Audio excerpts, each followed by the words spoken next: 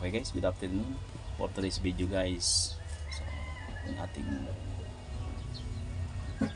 gawin content ngayon. So, bakit kaya guys walang naiimbento na gamot sa sakit ng ulsa? Kung mayroon sana, siguro wala lang ang mga naghihirap ngayon. Kaya nito magawa ng paraan na magkaroon ng gamot sa sakit sa bulsa. Isipin guys, parang imposible talaga.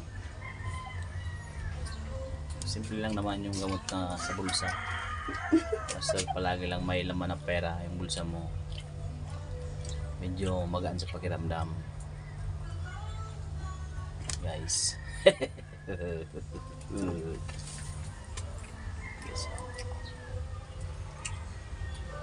So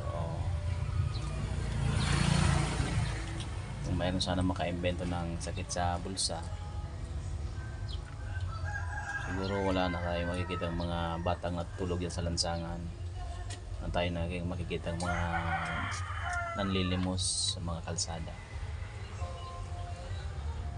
Uy! Yan. May extra guys. Yan.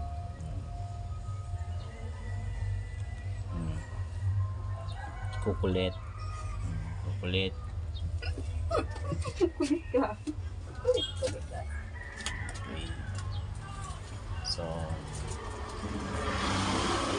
sana balang araw magkaroon na. Pero maraming mga nagkakaroon ng mga sakit,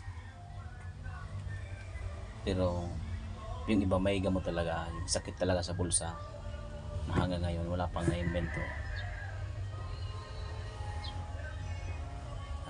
Pag may sakit ka sa bulsa, siguro bigyan ka lang ng pera, okay na sa pakiramdam, which is parang napaka-imposible naman. So kailangan talaga magtrabaho para magkaroon ng laman yung bulsa mo, di ba guys?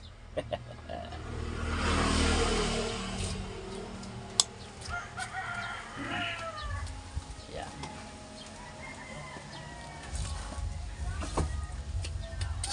Okay, so don't forget to follow and subscribe. Please like and share ang aking YouTube channel, Dexyu Vlog. Then ang aking Facebook, Dexter Mindibel. Thanks guys. Bye.